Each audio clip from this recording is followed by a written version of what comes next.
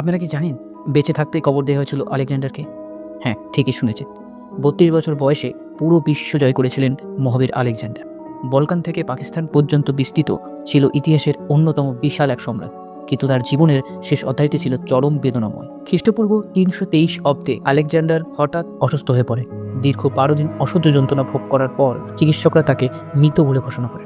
কিন্তু ঠিক এখান থেকেই এক রহস্যের শুরু। তীব্র গরমে আলেকজান্ডারের মরদেহ টানা ৬ দিন পড়েছিল, কিন্তু তাতে পচন ধরা তো দূরের কথা, শরীরের রং পর্যন্ত পরিবর্তন হয়নি। প্রাচীন গ্রিকদের কাছে এটা ছিল তার ঈশ্বর হওয়ার প্রমাণ, কিন্তু আধুনিক বিজ্ঞান বলছে অন্য কথা।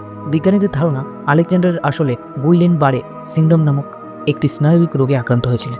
এই রোগে শরীর পুরোপুরি পঙ্গু হয়ে যায়, কিন্তু মানুষের মস্তিষ্ক সজাগ থাকে। এর মানে হলো, যখন আলেকজান্ডারকে মৃত বলে ঘোষণা করা হয়েছিল, তিনি তখনও বেঁচে ছিলেন। তিনি নড়াচড়া করতে পারছিলেন না বা শ্বাস নিতে পারছিলেন না, কিন্তু চারপাশে কি ঘটছে তার সবই শুনতে পাচ্ছিলেন। সহজ কথায়, ইতিহাসের শ্রেষ্ঠ এই বীরকে জীবন্ত অবস্থায় কবর দেওয়া হয়েছিল।